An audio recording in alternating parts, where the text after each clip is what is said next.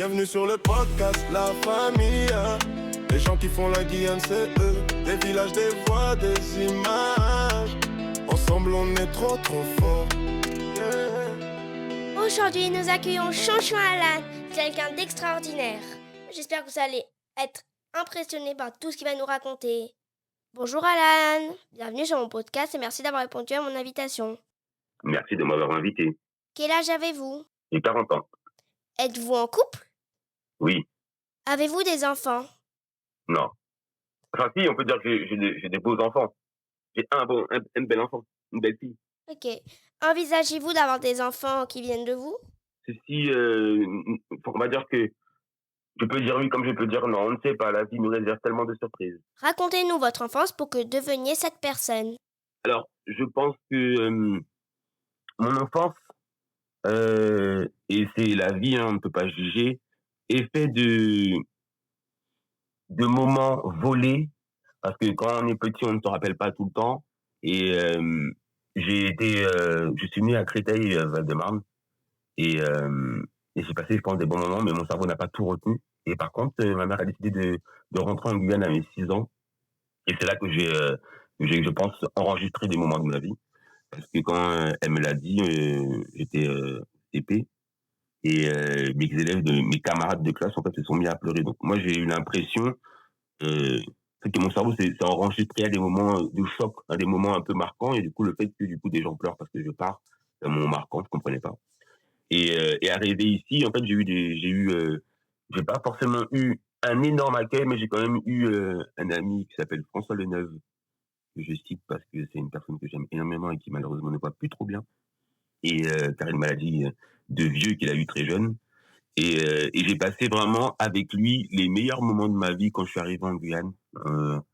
Et j'ai réussi à découvrir un peu une autre culture, parce que malheureusement je n'ai pas grandi dans cette culture, et c'est vrai que c'était un peu difficile, parce que quand tu arrives de France et que tu parles trop bien le français, comme tu vois que je le parle toujours très bien, eh ben malheureusement en fait tu peux avoir des différences qui fait que on ne te voit pas comme tu es vraiment. Et la musique m'a permis de pouvoir euh, évacuer et vivre les meilleurs moments de ma vie. Ok, vous avez vraiment une histoire intéressante. Merci. Avez-vous passé toute votre jeunesse en Guyane? Alors, jeunesse, je pense que oui, parce que du coup, de 6 ans à 18 ans, c'est là que j'ai construit ma personnalité. Et je pense qu'une personne se crée entre 6 ans et 18. À quoi vous jouiez? Quelle activité vous faisiez? Alors, j'ai resté un peu enfant, parce que même de enfant, rapidement, je suis passé à ado. Et quand on était petit, il y a un jeu qui me vient tout de suite, c'est un jeu où on joue avec les mains comme ça. Ah, les jeux de table. Ça, c'était un truc que j'ai beaucoup aimé, parce que j'ai pas l'impression de faire ça quand j'étais en France. Et il y avait ça, il y a plein de jeux qui ne se font plus trop hein, aujourd'hui, mais c'est vrai que il y a plein de jeux de dehors, et puis on va pas se mentir, hein, j'ai énormément joué au football. Pour ceux qui connaissent l'église de Mirza, entre l'église de Mirza et le presbytère, il y a un petit chemin pour aller chez le chinois ou pour aller au McDonald's. Et en fait, entre deux lampadaires, on mettait des cages et on jouait au football. Donc je pense que l'une des choses que j'ai le plus fait dans ma vie, étant petit, je veux dire, c'était jouer au foot. Mais après, rapidement, à 9 ans, bah, j'ai commencé à prendre une feuille et un stylo et à écrire des morceaux. Ok, vous avez une histoire vraiment passionnante. Arrêtez de me Raconte- faire rougir maintenant. Racontez-nous une de vos bêtises d'enfance. Ben, je vais directement parler tiens, non, je vais prendre cette bêtise-là, ouais, cette bêtise-là, parce que c'est pas qu'une bêtise. En fait, ben, j'ai appris à rouler en vélo en Guyane, et, euh, et donc toujours vers Mirza, les gens connaissent, hein, c'est patelin. Il y a, entre l'église et McDonald's, il y a des petites maisons. En fait, il y en a un, on peut dire aussi c'est derrière le skatepark. Il y a des petites maisons, en fait, ça fait un petit cercle, au final, parce que les maisons sont dans un cercle. Une voiture, elle peut faire le tour comme ça de la maison. Et donc, je faisais le tour comme ça en vélo. Et il y a un moment donné, il y a une moto que j'entends qui arrive. J'entends la moto arriver. Mais je sais pas pourquoi. Je sais pas ce qui s'est passé dans ma tête. Je continue à rouler le vélo comme si de rien n'était. Alors que j'entends que la moto arrive de ce sens. Sauf que quand elle arrive du sens, je ne vois pas la moto arriver. Donc d'un coup, la moto apparaît. Et donc, La personne a esquivé le vélo et elle m'a mis un coup de pied, en fait, pour que je puisse ne pas rentrer dans la moto. Et du coup, j'ai eu une petite cicatrice là. Voilà. Et j'estime que c'est une bêtise parce que j'ai entendu la moto. Mais je sais pas, je pense que j'étais figé, je devais sentir ou entendre le danger. Non, je sais pas ce qui s'est passé dans ma tête. J'ai pas bougé, j'aurais pu tourner. Voilà, j'appelle ça la bêtise de l'enfant. Ok. Racontez-nous votre premier job. Ah ben oui, mon premier job, c'est travailler au McDonald's. Bah oui, je sais pas pourquoi je réfléchis. Mon premier job, c'est travailler au McDonald's, en fait. Je sors de mon année de BEP, compta, que j'ai réussi. Et le premier job que je fais pour gagner de l'argent, c'est de travailler au McDo. Parce que tout le monde fait ça, en fait. Moi, j'étais à Saumur, en France. Tout le monde travaille au McDo, donc du coup, je vais travailler au McDo pour faire de l'argent. Sauf qu'en fait, au McDo, moi, comme tu le peux le constater en un instant de l'interview, je suis pas un mec qui est dans le cadre. Moi, je suis un mec qui fait ce qu'il aime. Donc moi, j'étais au McDo et je faisais travailler du McDo, sauf que j'aime la musique. Donc au McDo, il y a des spatules pour prendre des choses. Quand tu mets le steak, le retourne, c'est une spatule qu'il faut faire. Sauf que moi, pendant que les steaks ils sont en train de chauffer, je vais pas rester là à attendre. Je vais jouer avec les spatules et je vais faire de la musique avec les spatules et je vais faire ting ting ting ting ting ting parce que j'attends le steak. Sauf que du coup, ils n'aimaient pas ça. C'est pas grave. Et quand le steak, je l'ai mis et qu'il est fait avec le pain, ben, je dois le mettre à un endroit et je dois dire prêt à emballer. Sauf que ça, là, je l'ai dit en techno, en zouk, en compas, en c'est prêt à emballer. Sauf que ça aussi, ils aimaient pas, en fait, tu vois. Ils aimaient pas que du coup, je sois joyeux et que je rigole et que je chante tout en faisant bien mon travail. Parce qu'il s'avère qu'un jour, il y a eu un contrôleur qui est venu pour vérifier, comme tout le monde, il vérifie ce que tu fais comme travail. Et pendant qu'il vérifie, il voit que je suis impeccable.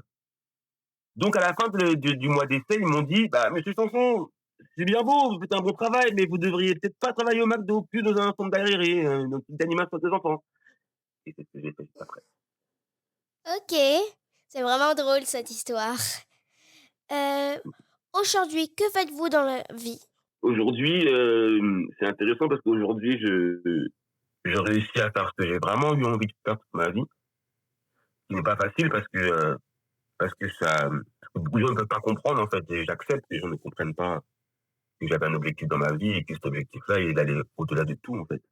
Et, euh, Et aujourd'hui, c'est un mélange parce que aujourd'hui, j'ai envie de te dire que aujourd'hui, je vais déposer mon canevas pour mon examen que je vais passer dans 3 jours. Je vais passer un diplôme universitaire dans l'ingénierie et l'administration du spectacle vivant. C'est dur comme nom à retenir, ça. L'ingénierie, c'est le fait de créer quelque chose, d'inventer quelque chose. Et l'administration, c'est gérer les papiers de ces choses que tu as créées. Et tout ça dans le spectacle vivant. Le spectacle vivant, c'est des concerts, c'est des, euh, des, des, des marchés, des salons, enfin bref. Mais ça, c'est une partie, en fait. Et moi, j'ai toujours eu envie de faire plein de choses pour ne pas avoir à ce qu'on me contrôle et ce qu'on me dirige. C'est quoi un éditeur de musique? Alors, un éditeur de musique, c'est aussi une des qualités de travail que je fais. C'est une personne qui s'occupe de pouvoir faire en sorte que lorsqu'une musique est créée, qu'elle soit tout simplement à la SACEM. Donc pour cela, du coup, il faut un contrat de cession et un contrat de cession, c'est ce qui permet de pouvoir en fait permettre à l'éditeur de pouvoir avoir des droits et permettre à la personne qui a créé la musique d'avoir aussi ses droits. Cela fait quoi d'être un éditeur de musique? Ça vous fait penser à quoi? Ça me rend heureux parce que du coup, en fait, j'arrive à faire vivre de la musique. Les musiques, malheureusement, en Guyane, quand ils la créent, après, du coup, ils ne s'en occupent plus. Donc du coup, je me permets de pouvoir le faire vivre. Ok. Racontez-nous les moments importants de votre carrière.